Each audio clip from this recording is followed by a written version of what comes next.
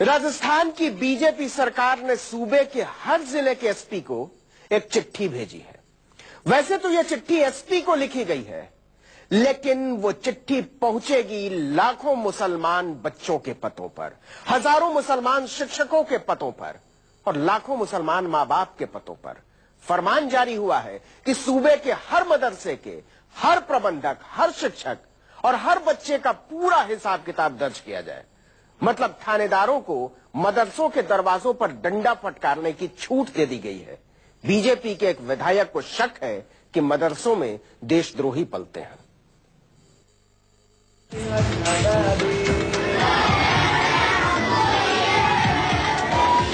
राजस्थान के 3,842 मदरसों का मालिक अब अल्लाह नहीं, इलाके का थानेदार है। आलिम से लेकर इल्म के तलबगार तक थानेदार की रहम पर।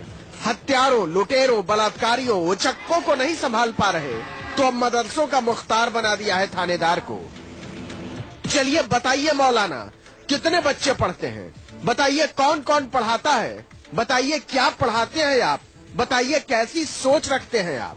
राजस्थान की रानी ने राज्य की पुलिस और इंटेलिजेंस को यह नया काम दिया है, क्योंकि एक विधायक को खुश करना है। जी हाँ, सिर्फ एक विधायक को खुश करने के लिए हजारों मदरसों की जांच के आदेश दे दिए गए।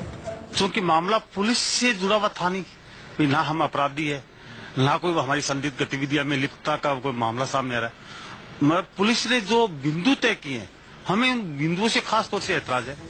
बीजेपी के विधायक ज्ञानदेव आहूजा ने बिना किसी ठोस सबूत के मदरसों पर देशद्रोही होने के आरोप लगाए थे।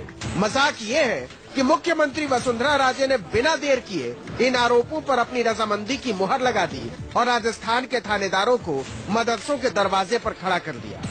हर जिले के एसपी को 14 बिंदुओं की चिट्ठी भेजी गई है। हर थानेदार अपने इलाके के हर मदरसे की जांच करेगा। मालिक या संचालक का नाम सरकार को भेजेगा। हर शिक्षक और मौलवी का नाम पता दर्ज करेगा। शिया, सुन्नी, देवबंद या बरेलवी का पता लगाएगा। स्थानीय और बाहरी छात्रों का पूरा ब्यौरा भेजेगा। कौमी तालीम को लेकर बीजेपी सरकार का ये तंग नजरिया मुसलमानों को बेचैन कर गया है। वो कहते हैं, हर शिक्षक और हर बच्चे की जांच का क्या मतलब? इंटेलिजेंस जांच करे, किसी आपको आइडेंटिटी करनी हो, मदरसों के अंदर जो है कोई बाहरी आदमी अगर उसमें मुलाजमत कर रहा है या बाहरी आदमी उसमें रह रहा है और अगर वो संदिग्ध है तो बिल्कुल जांच होनी चाहिए, और संदिग्ध है तो उसको इंतजामिया कमेटी को एतराज नहीं है। वसुंधरा सरकार की नीयत मुसलमानों के कटघरे में है, क्योंकि मदरसे राजस्थान में गरीब अल्पसंख्यक बच्चों की तालीम का बहुत बड़ा हिस्सा है। राजस्थान में कम से कम 3,842 मदरसे हैं। इनमें से 3,523 मदरसे प्राथमिक स्तर पर मदरसा बोर्ड से पंजीकृत हैं। 319 मदरसे उच्च प्राथमिक स्तर पर बोर्ड से पंजीकृत हैं। 729 मदरसों की मान्यता बोर्ड ने खुद रद्द कर दी है।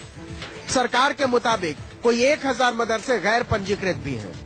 जरा सोचिए, इन मदरसों का हर प्रबंधक, हर शिक्षक और हर बच्चा पुलिस जांच के दायरे में होगा। अपने बच्चों को कुरान और हदीस पढ़ाने वाले इस फैसले से सख्ते में है। मदरसे में बटी जो है जांच हो, मदरसा बोर्ड की तरफ से हो, जो भी डिपार्टमेंट के अफसर है वहाँ सर हो, लेकिन ये पुलिस वाले वगैरह जो वर्दी में आते हैं, ये चीज गलत है।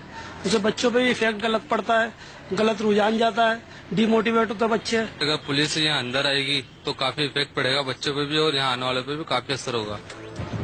सूबे के सारे मदरसों पर बैठाई गई पुलिस जांच पर सियासत में तूफान खड़ा हो गया है।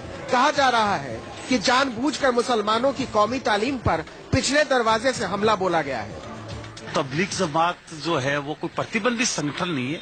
तबलीग जमात के लोग भी धार्मिक शिक्षा का काम करते हैं, वो दीनियत की बातें करते हैं, वो नमाज की तरफ ले जाने की बातें करते हैं, अच्छाइयों की बात कर रहे हैं, वो समाज को जो अंदर जितनी कुरीतियां उनको दूर करने का काम कर रहे हैं। लेकिन सरकार को इस चीज से भी एतराज है। वसुंधरा सरकार को अंदाजा है कि उसके फैसले से पैदा हुई नाराजगी समाज और सियासत में नए ध्रुवीकरण का बहाना बन सकती है, इसीलिए अब वो इसे लीपने की कोशिश कर रही है। मैं समझता हूं कि मदरसों के विरुद्ध किसी प्रकार की जांच राज्य सरकार के निर्देश पर न पहले हुई न आगे होगी। एक सामान्य प्रक्रिया है, ये मात्र जानकारियों का संकलन है। किसी प्रकार की कोई जांच करने का सरकार का इरादा नहीं है। इसी जवाब से एक सवाल खड़ा होता है, अगर मदरसों की जांच वाकई एक रूटीन जांच है तो क्या वसुंधरा सरकार सूबे के सारे सरस्वती शिशु मंदिरों के संचालकों, शिक्षकों और छात्रों से वही सवाल पूछेगी जिनके जवाब वो मदरसों से मांग रही है? अगर नहीं तो मान लीजिए कि नीयत में खोट है। KJ Srivatsan, Jaipur, news 24।